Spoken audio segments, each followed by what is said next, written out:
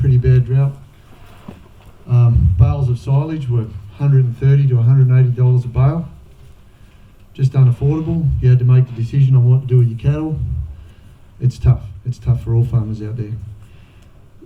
The biggest problem I found, I actually started applying for funding at the time, and I thought, look, I've got to do something. I can't afford these cattle to die on me. I need to do something.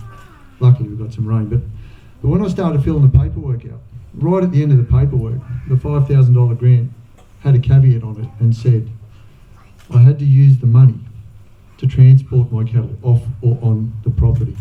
And here I am filling all this paperwork out to get food onto my block, and it was just a complete and utter waste of time. So I wasted half a day trying to understand what I was eligible for and what I wasn't. Now, maybe I did something wrong in the paperwork, I don't know. But when I got to that, I just threw my hands in there and said, what a waste. Thankfully, it rained.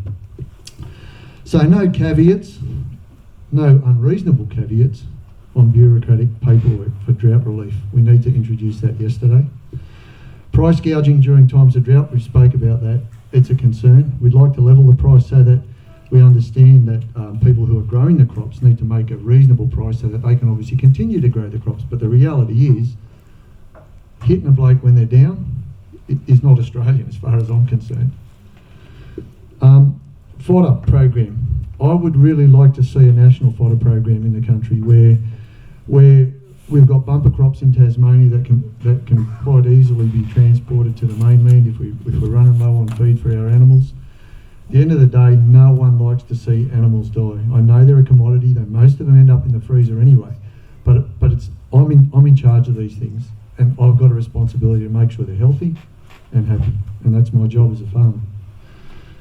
Water. No more compulsory acquisitions of lands for fracking and mining. That's got to stop. We just can't let these guys go and poison our aquifers because, again, we've got one Australia. We can buy gas in, but we can't buy Australia again. It's ours. Let's look after it. And farm gate trading. We want to try to introduce some more of that so that the farmer actually cuts out the middleman and actually makes a few dollars instead of getting robbed by corporations and getting very, very minimal profits. So that's our position on farming, and that's how we want to help the farmers. Thank you.